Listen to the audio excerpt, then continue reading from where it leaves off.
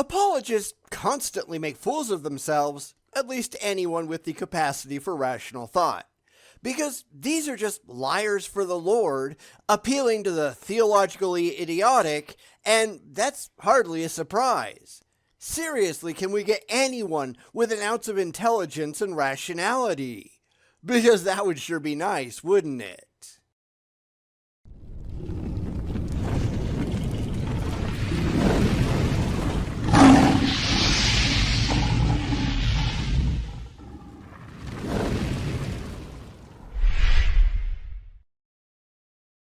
We're back with Kirk Cameron and Lee Strobel as they lie to the religiously gullible because they're serving up the slop that the religious idiots really want to consume.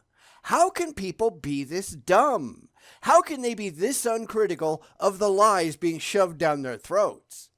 I don't get it, but then again, I have a brain and their intended audience clearly does not.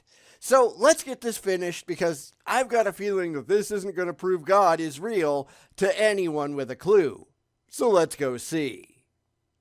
That is information. And whenever we see information, whether it's a computer code, whether it's a painting on a cave wall, whether it's a newspaper article, always, always, always there's an intelligence behind it. And you notice that he's cherry-picking things done by humans as his examples, right?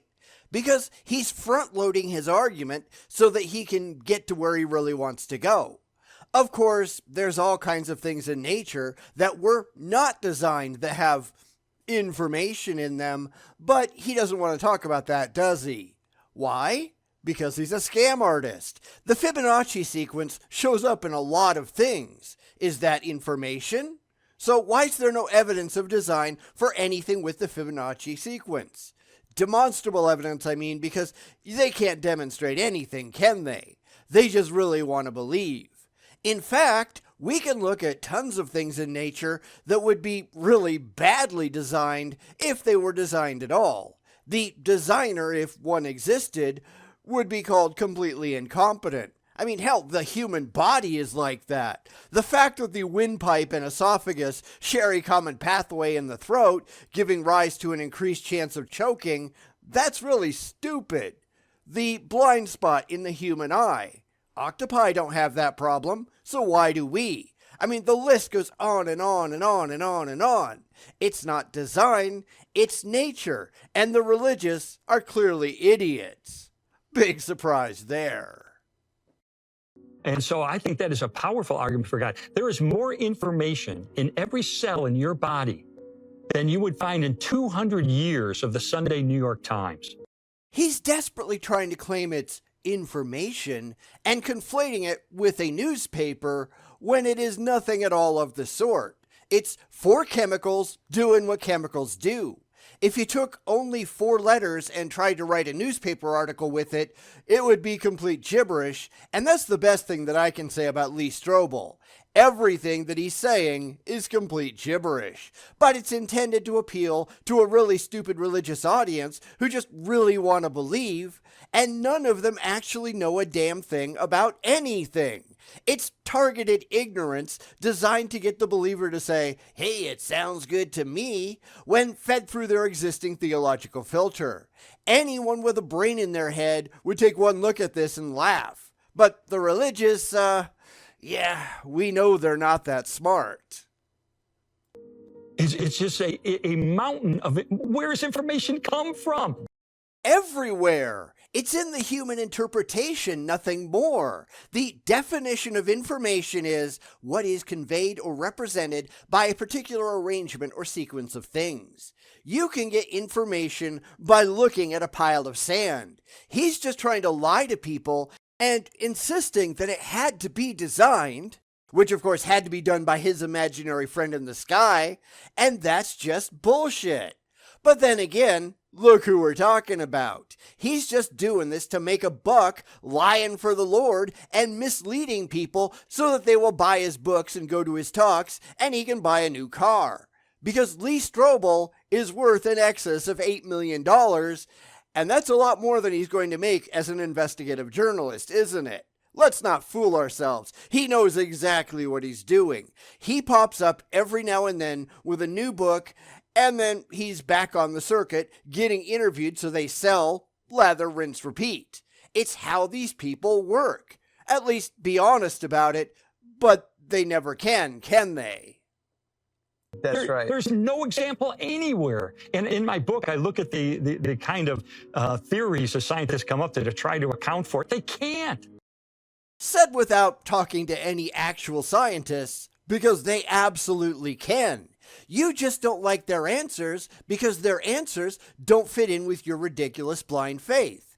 This is why you absolutely cannot start with a conclusion that you've derived by emotional means and insist it just has to be true without ever once examining the evidence, and that's exactly what the religious are doing. They just really want it to be true. They want to be comforted by the lies that they tell each other, so they don't think about it at all. They want to feel like they matter when they absolutely do not. Con men like Strobel take advantage of that. Oh, he might really believe it. I've got no way of reading his mind, but believing a load of horseshit doesn't make it smell any better. That's why you have to take yourself completely out of it and go with the evidence, not with your feelings, not with your faith. And Strobel wouldn't know how to do that if his life depended on it, because he doesn't care, and that's pathetic. They can't. There is no example anywhere of information that does not come from an intelligence. I already gave you one, and I could do it all day long. The problem is, he just asserts that everything came from an intelligence, but he can't prove that that's actually true. There are people who study the growth patterns in plants. Tree botanists and plant physiologists do it all the time. There's a lot of information there, but no designer apparent. In fact, pretty much all of natural science does exactly that. When you look through a microscope or look out into the stars, that is exactly what you're doing. No design required. So Strobel is a complete imbecile. He only gets there because he starts off with the unwarranted conclusion that he should get there. The evidence doesn't lead the way. His personal religious beliefs and individual biases do. This is a problem that the religious tend to have because they're not after reality. They're after emotional comfort. And I'm sorry to say, but that's really, really dumb. And this is a new argument. I know you know Stephen Meyer, PhD from Cambridge University. Oh, we know Meyer all right, and he's an idiot too because he's doing the exact same thing that you are. That's why he works for the Discovery Institute, because nobody else will hire him. The only way he got into Cambridge is because the local Rotary Club offered him a scholarship. He's never held a position anywhere but at Christian colleges since he went full creationist weirdo. This guy has no respect whatsoever within scientific circles. They all laugh at him. And of course, he pretends to be persecuted because that's what they all say, right? He's a legend in his own mind, only stopped from publishing because he holds unorthodox views. No, it's because his views are complete bullshit, unsupported by any evidence whatsoever, and he figures that faith ought to get him there, but it doesn't. This is like appealing to Lysenko or Lamarck. That shit has been soundly debunked already. Maybe it's time that Meyer and his merry band of imbeciles grew the hell up, but I think we all know he never will. He has popularized this argument, written books about it. He's awesome.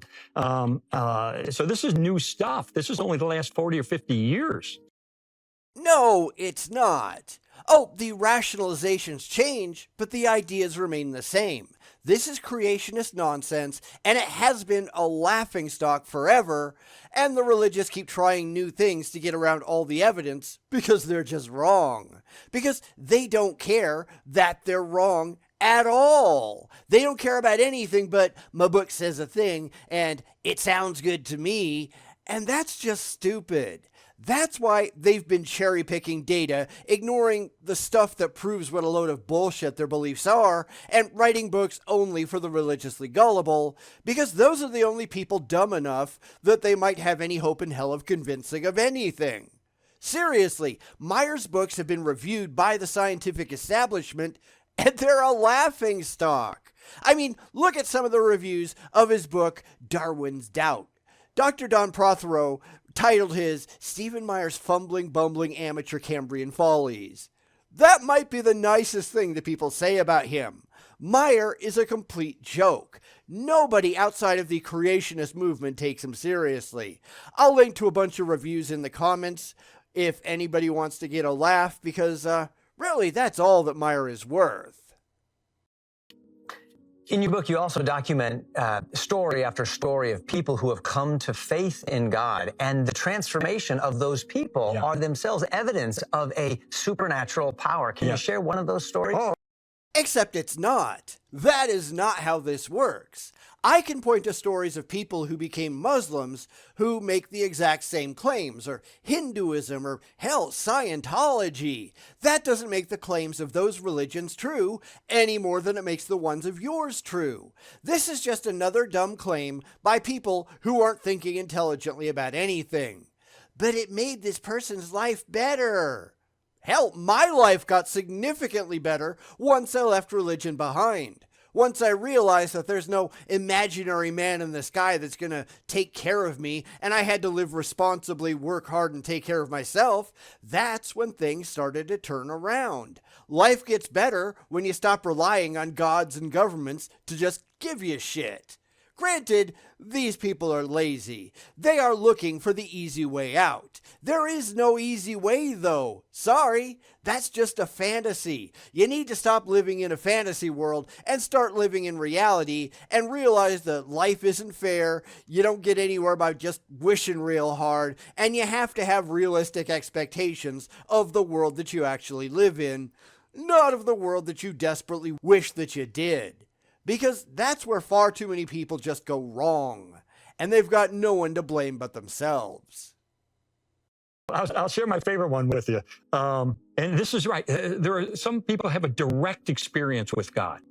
No, they don't. They interpret their experiences as having been with a god, but they can't show that that's actually what happened. That's where this always goes wrong. You cannot show that any gods had anything at all to do with it at all. You just can't. You can believe it, but beliefs don't make it true. And I'm only interested in the truth, the demonstrable truth, what you can back up with evidence, not empty claims.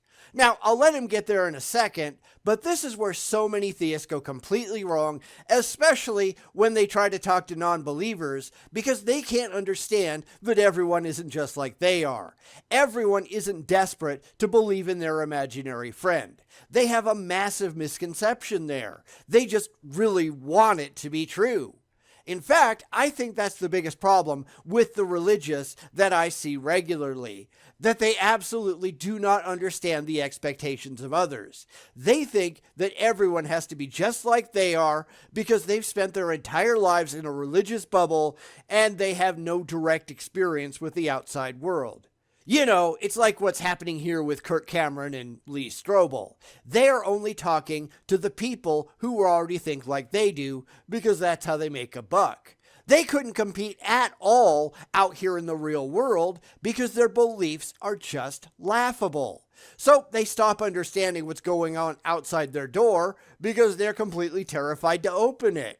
They just don't realize that people can look in through the window and see what they're doing, and that what they're doing is positively embarrassing. Everyone outside of their cult thinks that these people are idiots, because they are. And it's just hard to explain it away. My favorite one is a guy that you probably have heard of, Evel Knievel.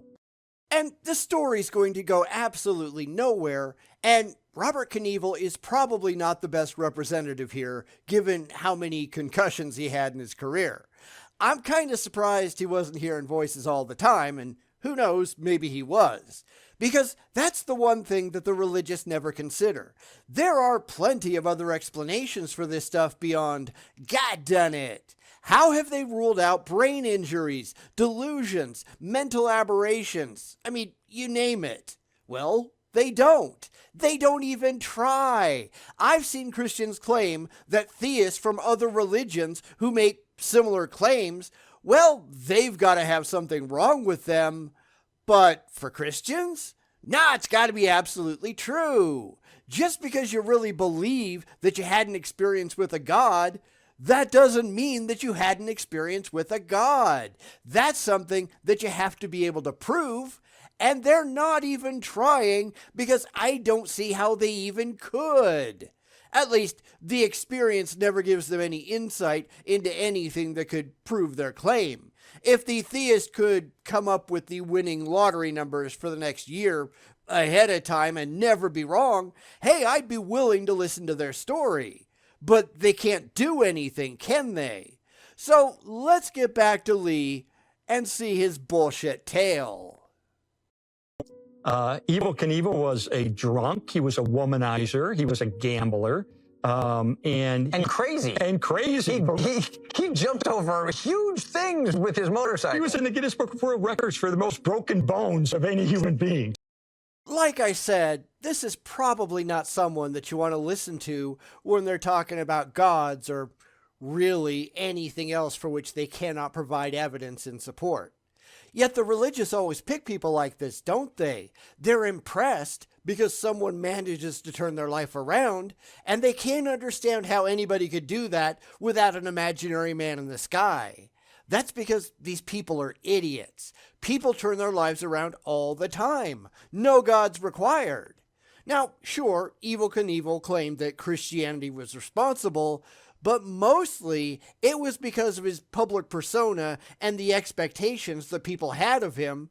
Plus, he had a family that he wanted to go home to, so a lot of things that he had done in the past, that all just came to an end. There is no evidence whatsoever that God had anything at all to do with it.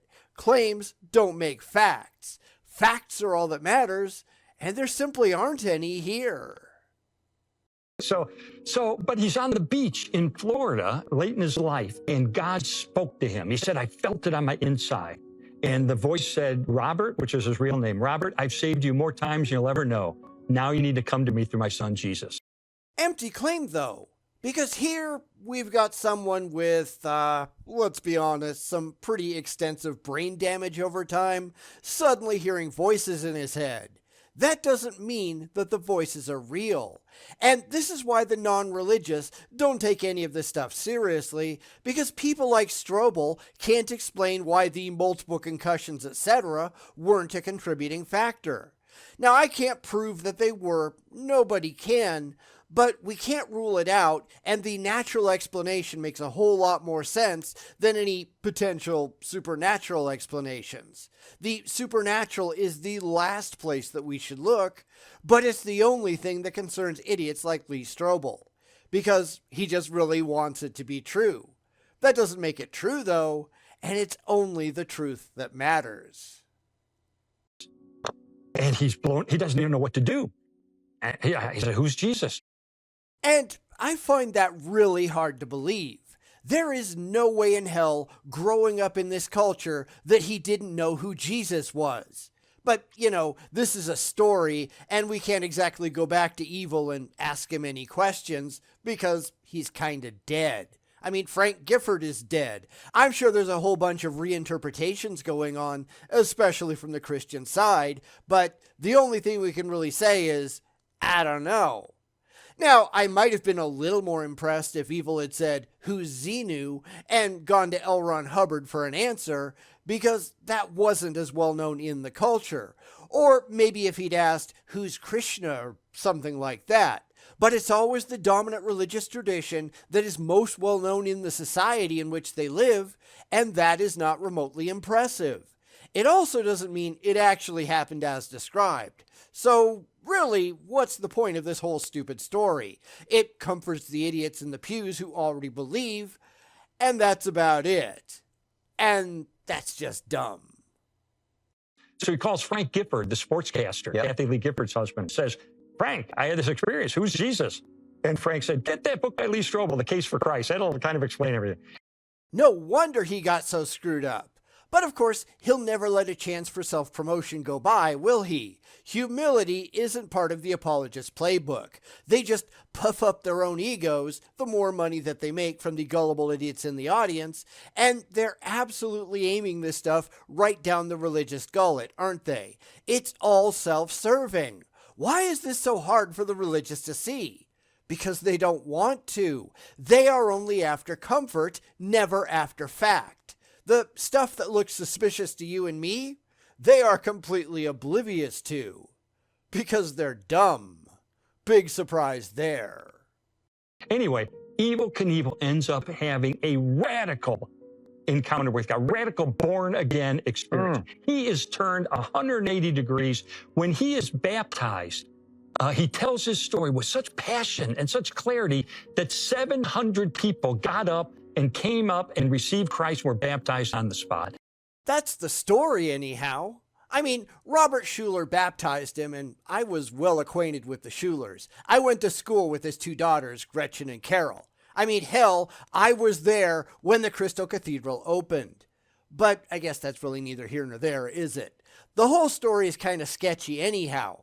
Apparently, Evel Knievel preached at the Crystal Cathedral after he got baptized, and at least according to Christianity Today, somewhere between 500 and 800 people either got baptized or recommitted themselves to Christ over the next two services. Sorry, but getting people who already believe to recommit, that's not particularly impressive, and people like Strobel, that's not the story that they spin regardless. They make it sound like 700 brand new Christians showed up at the front of the church, and that is absolutely not what happened. I don't understand why they think that there were 700 brand new Christians. People who didn't believe at all before they heard Evel Knievel speak were actually in the Crystal Cathedral in the first place.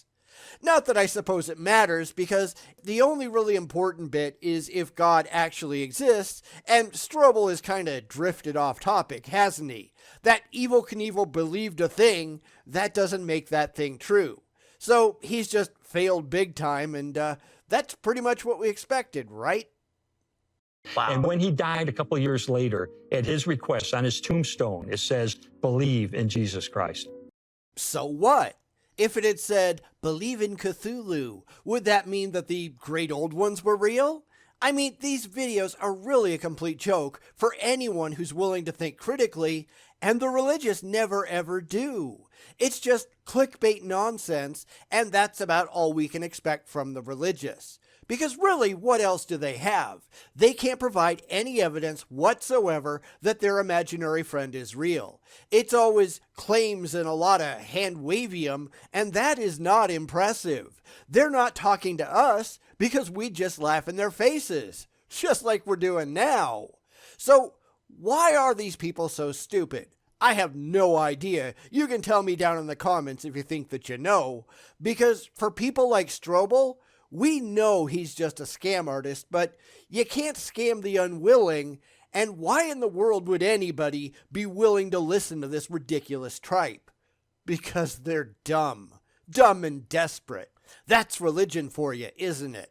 A bunch of people with no brains in their heads and no critical thinking faculties and a willingness to be dragged around by the nose for a dose of dopamine in the head. What is wrong with these people? I really wish I could understand. Because these videos never impress anyone but the imbeciles in the pews that already believe. That's the whole point, so Strobel can sell more books and Kirk Cameron, idiot extraordinaire, can get people to watch his show. How can people not see that's what's going on? I do not understand, and I don't really think that you do either. If you think otherwise, yeah, you do you and let me know.